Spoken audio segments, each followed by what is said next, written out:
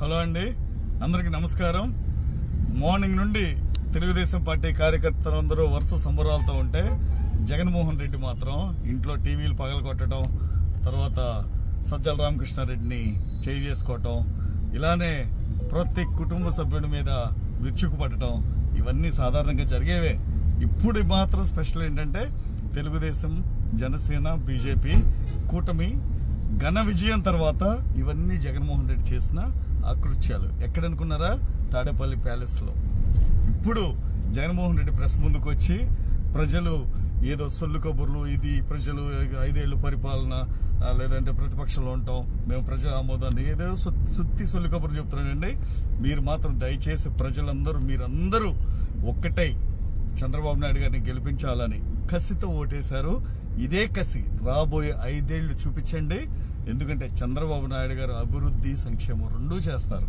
అభివృద్ధిని పక్కన పెట్టి అప్పులు తీసుకొచ్చే సంక్షేమం చేయడు. ఆయనకున్న విజన్, ఆయనకున్న దూరదృష్టి, ఆయనకున్న పరిచయాలు, ఆయనకున్న క్రెడిబిలిటీ ఇవన్నీ రాష్ట్రాన్ని ముందు వరుసలో ఉంచుతాయి. దయచేసి మీరందరూ కాస్త విజ్ఞతతో, ఎందుకంటే జగన్మోహన్ రెడ్డి రేపు చేసే మళ్ళీ అరాచకం చెప్పమంటారా? నేను ముందే చెప్తున్నాను. జగన్మోహన్ రెడ్డి చేసేది ఏంటంటే మళ్ళీ బురద చల్లటం. ఒక పంది బురద గుంటలో పొరలాడి వైట్ అంటే 10 మంది వైట్ షర్ట్ వేసుకుని వస్తే వాళ్ళ మీద విదిలించటం, అది జగన్మోహన్ రెడ్డి చేసే పని. ఎందుకంటే ఏ రోజైనా మీరు చూస్తే ముందు వాళ్ళు తప్పులు చేసి కూడా బురద చల్లటం జగన్మోహన్ రెడ్డికి వెన్నతో పెట్టిన విద్య. తన అనుకూల మీడియా ఎన్టీవీ, TV9 ఇలా రకరకాల మీడియా, సాక్షి, 10 టీవీ, ఆస్థాన వీళ్ళు పెయిడ్ ఆర్టిస్టులు ఉన్నారు, ప్రొఫెసర్ నాగేశ్వర్, తెలకలపల్లి రవి. అరే బాబు, మీరందరూ ఏం సమాధానం చెబుతారు? ఇప్పుడు దాకా జగన్మోహన్ రెడ్డి మట్టి తిన్నారో, మనీ తిన్నారో, గడ్డి తిన్నారు. ఇప్పుడైనా రాష్ట్రాన్ని గాడిలో పెట్టడానికి మీరు చదువుకున్న చదువు, మీ సలహాలు ఇవ్వండి. అంతేగాని జగన్మోహన్ రెడ్డి పెంపుడు కుక్కల్లాగా ఉండొద్దు. ఈయన ఒక కాపు నాయకుడు అన్నాడు. నేను ఇక్కడ కాపు నాయకుడు ఎందుకన్నానంటే నిజంగా ఇది కాపులు విజయం. ఎందుకంటే ఎంతమంది కాపులైతే ఉన్నారో వాళ్ళందరి విజయం. వాళ్ళందరినీ తాకట్టు పెట్టి ముద్రగడ్డ పద్మనాభం గారు ఏమన్నారండి?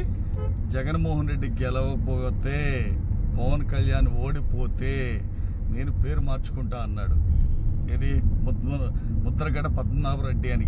అయ్యా బాబు, నువ్వు ముద్రగడ పద్మనాభరెడ్డి పెట్టుకుంటావు, ఇంకో పేరు పెట్టుకుంటావు, శెట్టి పెట్టుకుంటావు, ఏదైనా పెట్టుకో. కాకపోతే నువ్వు ఒక ఛాలెంజ్ ఇసిరేటప్పుడు రాష్ట్ర ప్రజల సంక్షేమం ఇవన్నీ చూసి మాట్లాడు. ఏదో జగన్మోహన్ రెడ్డి ఇచ్చిన ప్యాకేజీలకి నువ్వు సిద్ధపడి కులాన్ని, మనుషుల్ని తాకట్టు పెట్టకు దయచేసి. తర్వాత ముఖ్యంగా ఇప్పుడు వేణుస్వామి, గతంలో వీడు ఒక పూజారి. వీడు ఎందుకంటే జనరల్గా పూజారులు మనం రెస్పెక్ట్ ఇవ్వాలి.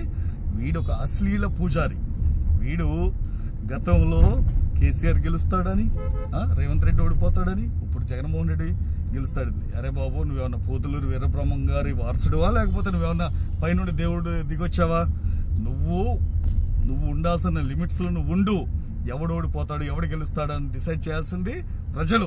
అంతేగాని నీ ఇష్టం వచ్చినట్టు పట్టుబట్టలు వేసుకుని టీవీల ముందుకు వచ్చి యూట్యూబ్ ఛానల్స్ పెట్టుకుని నువ్వు మాట్లాడుతూ ఉంటుంటే, సొల్లు చెప్తుంటే ప్రజలు వినరు.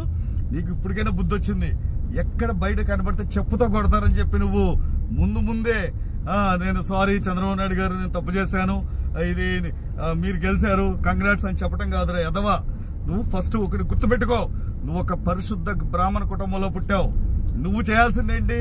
నువ్వు ఏదన్నా నీకు చెప్పగలిగితే సరైన జాతకాలు చెప్పు, జ్యోతిష్కం చెప్పు, లేదా అర్చకత్వం చేసుకో.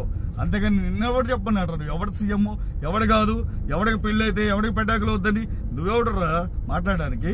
నువ్వు కొంత విజ్ఞతతో మాట్లాడి, బ్రాహ్మణులు అంటేనే సమాజంలో ఒక గౌరవం ఇస్తారు. ఎందుకంటే దేవుళ్ళు కనిపించరు, దేవుళ్ళకి అలానే భక్తులకి మధ్యలో ఉండేది పూజారులు కాబట్టి ఆ పూజారికి వాల్యూ ఇస్తారు. నువ్వు ఇంకొకసారి ఆ చెత్త వాగుడు మాట్లాడటం మానేసాయి. ఇక జగన్మోహన్ రెడ్డి గారు, మీకు ప్రతిపక్ష హోదా కూడా లేకుండా పోయింది.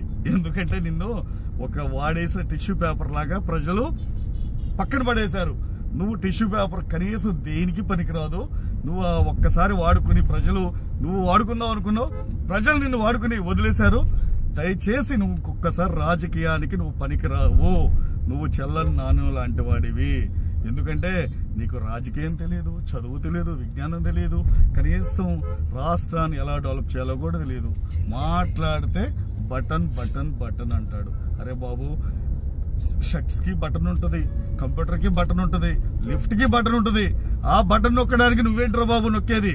అది ఎవడైనా నొక్కుతాడు, 2వ తరగతి చదివేవాడైనా నొక్కుతాడు. ఇంకొకసారి బటన్ నొక్కుతా అనమాకరా బాబు. నిన్ను ఒక జోకర్ లాగా చూస్తున్నారు. తర్వాత నిన్ను ఇప్పుడు ముఖ్యంగా రాష్ట్రంలో 5 కోట్ల ఆంధ్రులు సంతోషపడతారేమో గాని ముఖ్యంగా నీ కుటుంబ సభ్యులు ఎంత ఆనందంగా ఉంటారంటే, నీ చెల్లి షర్మిల కానివ్వు, సునీత కానివ్వు, ఎంత హ్యాపీ అంటే రాష్ట్ర 5 కోట్ల ఆంధ్రులు చేసుకునే పండుగ కన్నా వాళ్ళు చేసుకునే పండుగ చాలా బాగుంటుంది. నువ్వు ఇప్పటికైనా సరే కుటుంబ సభ్యులని ఏ విధంగా అయితే సొంత చెల్లెని కూడా చూడకుండా విమర్శించావో అక్కడే నీ బుద్ధి ప్రజలకు అర్థమైపోయింది.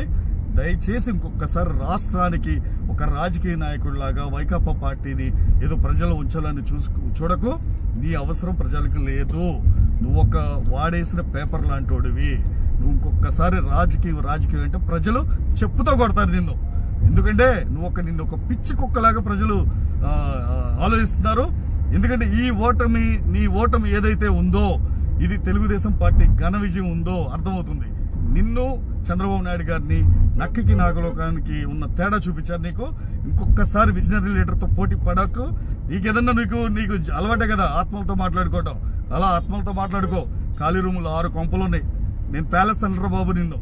ఎందుకంటే అది సరైనోడు ఉంటే ప్యాలెస్ అంటారు, కానీ నీలాంటి వాడి బోకునా కొడుకులు ఉంటే అది ప్యాలెస్లు కావు. నీ కొంపలు 6 కొంపలు ఉన్నాయి. ఏ కొంపలు ఉంటావో ఉండు. Okay, thank you. ఇంకొకసారి రాష్ట్ర ప్రజల జోలికి రాకో. నీకు ఇదే చిట్ట చివరి ఎన్నికలు. Thank you.